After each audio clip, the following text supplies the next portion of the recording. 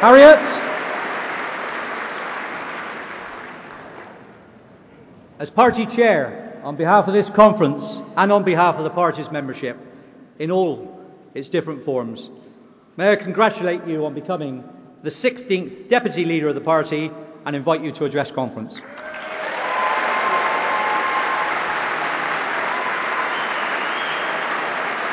Conference. It's an honour and a privilege to be elected as your Deputy Leader. Thank you. It'll be an honour and a privilege to work alongside Gordon Brown, our new leader and new Prime Minister. And I'm confident about the future, and I think the party is too. We feel confident because 10 years on from Tony Blair leading Labour into government, we are proud of what we've achieved. And we remember how things have changed. And I will never forget how at my advice surgeries in Peckham Town Hall, when we were in opposition, my constituents would hand me their payslips showing £1.60 an hour. And the national minimum wage put an end to that. But there would have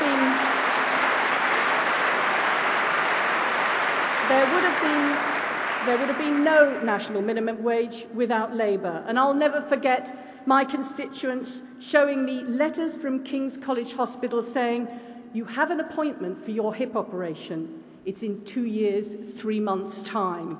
And that no longer happens now. Waiting lists have fallen dramatically, but we know the doubling of investment in the health service would never have happened without Labour. Nor will I forget the woman in my constituency who said to me, "I've got 2 lads indoors, one 19, one 21, and neither of them have had a day's work or training since they left school. Can you help me?" But of course, there wasn't anything I could do to help her. There wasn't anything we could do to help her until we kicked the Tories out and Labour got into government. So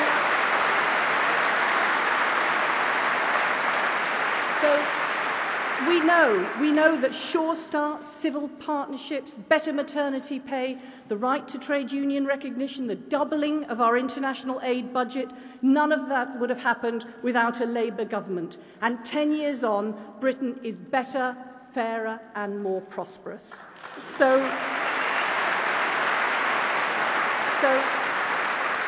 we owe an enormous debt to Tony Blair and John Prescott, who led us to 3 election victories, and we wish them both well for the future.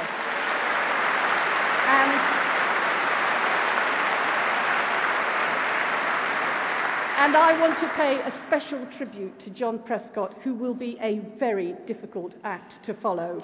Everyone knows John is larger than life. But what few people know is behind that is a thoughtful man whose loyalty to the party is as unlimited as his generosity, whose hard work and instinctive feel for the mood of the Labour Party played a major part in our success of the last decade. And we will all miss you, John. So we're confident.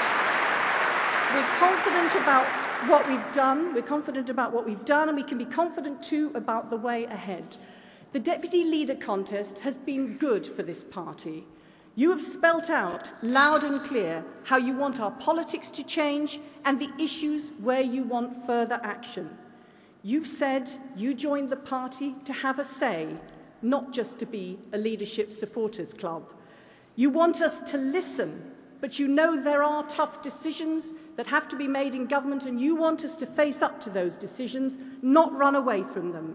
You want unity, you want discipline, and you also want debate. You want our plans to be debated and presented to Parliament, not briefed and spun to the media.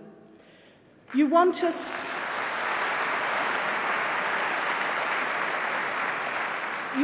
to acknowledge the anger and division caused by Iraq, and we do.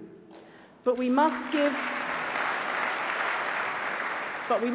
our total support to our armed forces as they support Iraq's fragile democracy.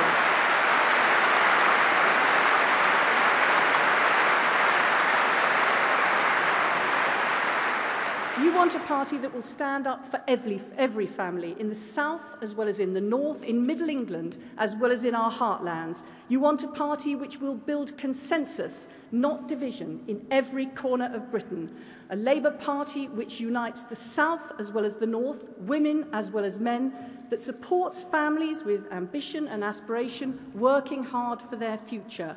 And I see my mandate from this deputy leadership election as being about the general election to come, the battle to beat the Tories across our nation. So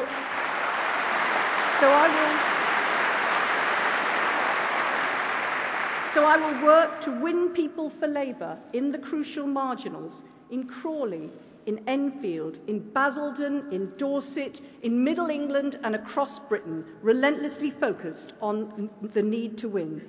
This contest has shown that we can dare to disagree and argue about the way ahead because we are strong in our shared principles and common values. One thing we must never forget is that we are a progressive party and our ideas for the future are radical, just as they were in 1997. Because in 1997, we listened to and understood the problems that people faced. We drew up plans to tackle them, and we won support for those plans. Sometimes it was a fight. The Tories fought against the national minimum wage. We fought for it because we knew it was right for people in our heartlands and right for people in our marginals too. Britain faces new challenges in 2007 at home and abroad. And during the deputy leadership campaign, I heard what you said, and you want action. Action to tackle the shortage of affordable housing. Action to do as much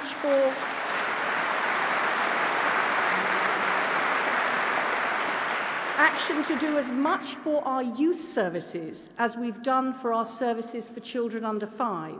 Action to ensure better support for families with older relatives. Action to guarantee equal treatment in the workplace, and action to improve our environment.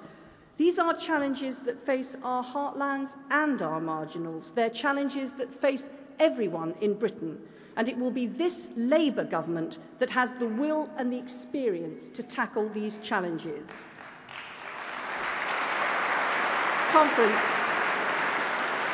Conference, we've got a new leader, and we should be saying to the country, if it's experience, substance, strength and principles you want, then Gordon Brown's your man.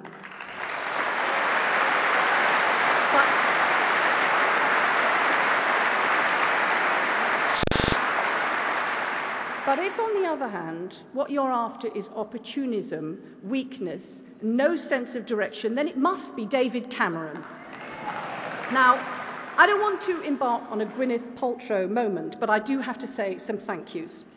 To my fellow candidates, we've spent more time with each other than we have with our families, but it's been good-natured and comradely, and it's been a serious debate about ideas. And each one of you has made a difference to this contest, just as the contest has made a difference to this party. Thank you.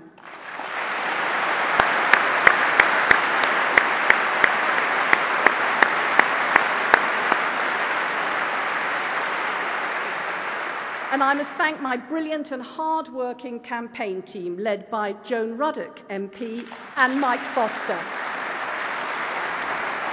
And I want to thank Neil Kinnock, too, for his support for me. You know, Tony, Gordon and I, we were all Neil's apprentices.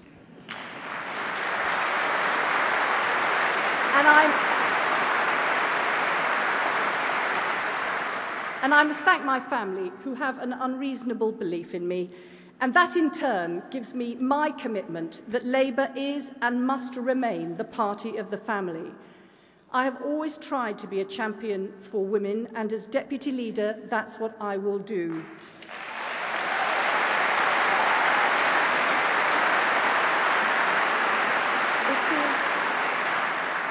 It feels like politics has come a long way since I first entered Parliament in 1982. Today, we have 97 strong Labour women MPs, but back then, I was one of only 10 Labour women in a parliament of 3% women and 97% men.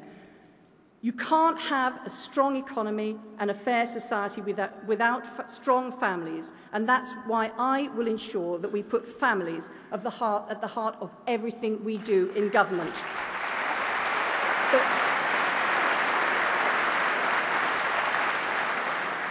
what families don't need is the finger-wagging about marriage, the warm words, the muddled policies of the Tories. David Cameron talking about families, wearing his yellow rubber gloves, is nothing more than a cynical pitch to win support from women to put the Tories into power. And we must warn women. We know the sort of man that David Cameron is. He wants women for one thing and one thing only, their votes. You've elected me as your deputy leader. With a top leadership team of a man and a woman, Labour once again leads the way. And I want to make this promise. And I make you this promise. I will listen to and be a voice for the Labour Party. I will do all I can to strive for justice and fairness. I will support Gordon as he takes on the immense responsibility of leadership, not just of this party, but of the country. Under Gordon's leadership and working together, united with all of you, we will rebuild the party. We will renew our plans for the future. We will expose the hollow sham that is Cameron's Conservative Party. We'll build a fairer Britain and win a fourth term for Labour. Thank you.